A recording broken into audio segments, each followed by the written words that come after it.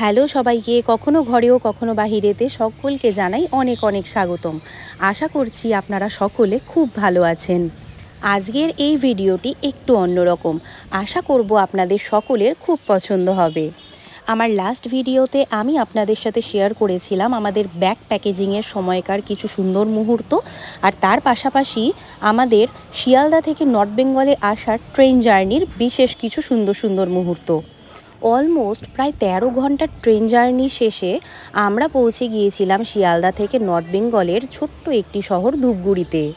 আর Dhupguri station থেকেই টোটো বুক করে আমরা পৌঁছে গিয়েছিলাম আমাদের মামাবাড়িতে। প্রায় ১ বছর বাদে ধূপগুড়িতে এসেছি, আর এখানে এসেই তো আমার রীতিমতো চক্ষু চড়ক গাছ, সব কিছু যেন এক নিমেষেই পাল্টে গেছে। আমার মামার বাড়িটিও সুন্দরভাবে নতুন রঙে সেজে উঠেছে, ওপরে সুন্দর একটি শেড হয়েছে, রেলিং হয়েছে। আর মামার বাড়িতে পৌঁছতেই দেখলাম আমার দিদু এখানে ওয়েট করছে আমাদের জন্য। ছোটোবেলার অনেকটা সময় কেটেছে আমার মামার বাড়িতে, কিন্তু বড় হওয়ার পরে সেরকমভাবে আসা হয়নি। আর এখন তো রীতিমতো একেবারেই আসা হয় না। ফ্রেশ হয়ে আসা মাত্রই দেখলাম মামি পুরো ব্রেকফাস্ট টেবিল সাজিয়ে ফেলেছে। আমরা বরাবরই গরম গরম চায়ের সাথে লুচি খেতে বেশি পছন্দ করি, তাই ব্রেকফাস্ট টেবিলে রয়েছে গরম গরম চা আর লুচি। আর ওই ছোট্ট কাগজের কাপগুলো দেখে বিরূপ মন্তব্য করার কিচ্ছু নেই, সেটা আমার মায়ের ফার্স্ট চয়েস। আমার মা এই ছোট্ট ছোট্ট কাগজের কাপে চা খেতে ভীষণ পছন্দ করে। আর আমাদের জন্য লুচি বরাদ্দ থাকলেও আমার বোনেদের কিন্তু প্রথম পছন্দ ভাত, তাই ওরা ভাত নিয়ে বসেছে খাওয়ার জন্য। আমরা যেহেতু এখানে অফিসিয়াল কাজের জন্য এসেছি, তাই এখানে পৌঁছানো মাত্রই মা সকাল সকাল গুছিয়ে নিচ্ছে অফিসিয়াল কাগজপত্রগুলি। আর একটুও সময় নষ্ট না করে এই কাগজপত্রগুলো নিয়ে আমি চলে গিয়েছিলাম পৌরসভা অফিসে।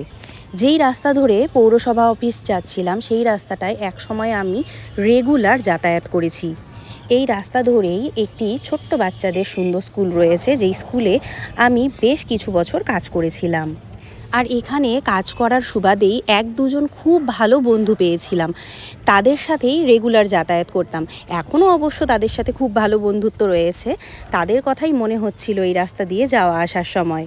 পুরনো সব কথা মনে পড়ছিল আর ভাবছিলাম সত্যিই কিন্তু অসাধারণ সুন্দর ছিল সেই সময়গুলো। কাজ শেষ করে বাড়ি ফিরে দেখি মা আর দিদু মিলে পুরনো সমস্ত জামা কাপড় নিয়ে বসেছে। আমাদের বাড়িতে কিন্তু পুরনো কোনো জিনিস সহজে বাতিল হয় না। জামা কাপড় সে যদি গায়ে নাও আঁটে তাও কিন্তু রেখে দেওয়া হয়। এমন অনেক জামা কিংবা সোয়েটার জ্যাকেট রয়েছে যা আমরা ৩ বোনই একই জিনিস পরেছি। আর আমার দিদু এই জিনিসগুলো এত যত্ন সহকারে রেখে দেয় যে বোঝারই উপায় নেই জিনিসগুলো কত পুরনো। এই যেমন এই জামা কাপড়ের স্তূপ ঘাটাঘাটি করার সময় আমার হাতে একটি দারুণ জিনিস উঠে এলো। এই জিনিসটা নাকি আমার ৩ বছর কি ২ বছর বয়সের একটি জামা। আমি তো বিলিভই করতে পারছিলাম না যে কমসে কম ২৫ বছরের পুরনো একটি জামা কি করে এতটা ব্রাইট, এতটা সুন্দর থাকতে পারে।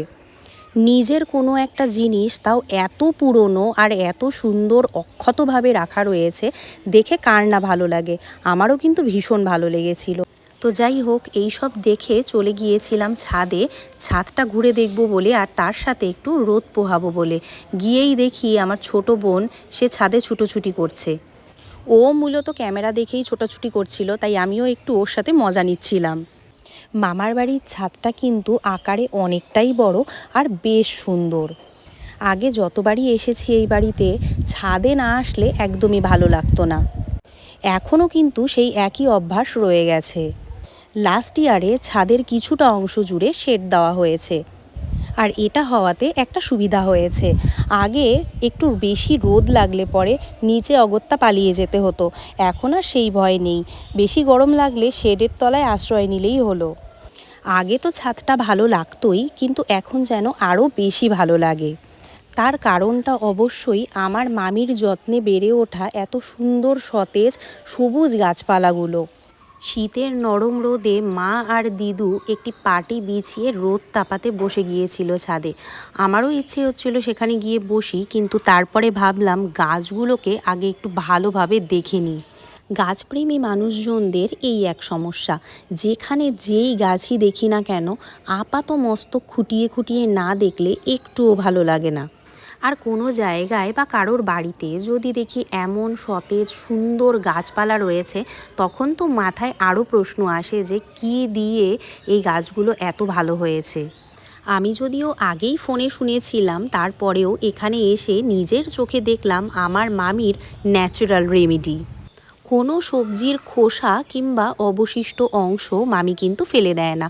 প্রত্যেকটা জিনিস এখানে টবের গোড়ায় গোড়ায় দিয়ে রাখা হয়, আর সেখান থেকেই সার তৈরি হয়ে গাছগুলো এত সুন্দর ও সতেজ তৈরি হয়। এখানে বেশ কিছু গাছ রয়েছে যেগুলো কিন্তু টবের বাইরেও ফলের বাক্স কিংবা প্লাস্টিকের বস্তাতেই ভালোভাবে হয়ে গেছে। আর মজার ব্যাপার হলো যে এইখানে 90% গাছই কিন্তু রয়েছে যেগুলো ডাল থেকে চারা তৈরি করা হয়েছে।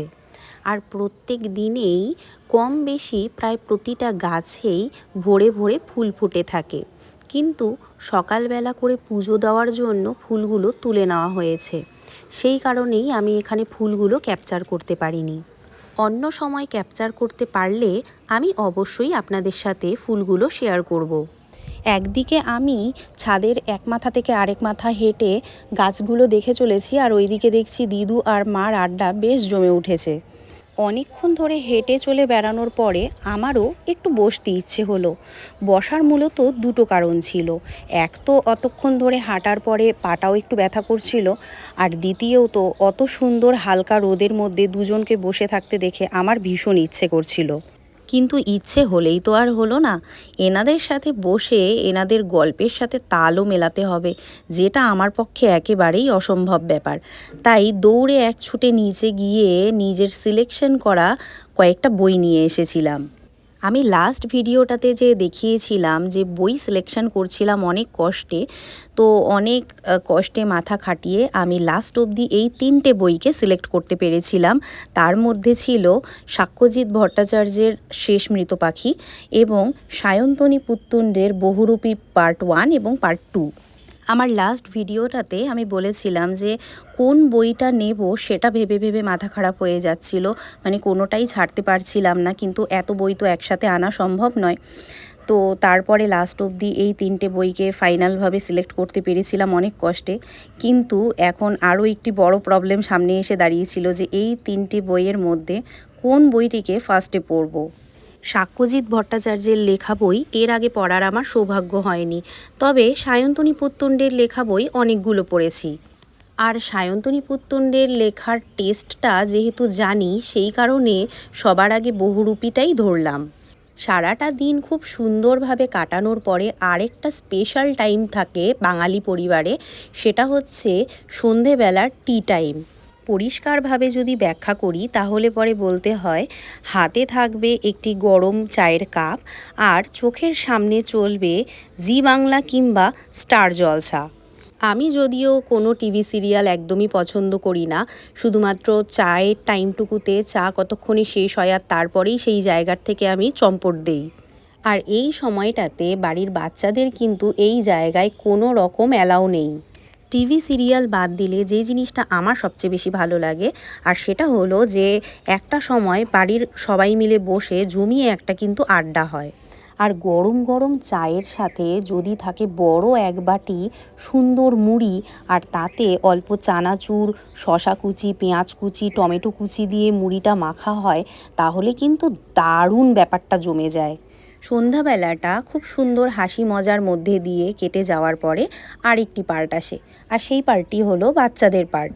আমি এখানে গ্যারেন্টির সাথে বলতে পারি যে ভিডিওর এই পার্টটি আমার প্রত্যেকটা ভিউয়ার্সের লাইফের সাথে মিলে যেতে পারে। দিদু এখানে বেশ সুন্দর করে ভাত মেখে আমার ছোটো বোনকে খাইয়ে দিচ্ছে, আর সে মনোযোগ সহকারে কার্টুন দেখছে।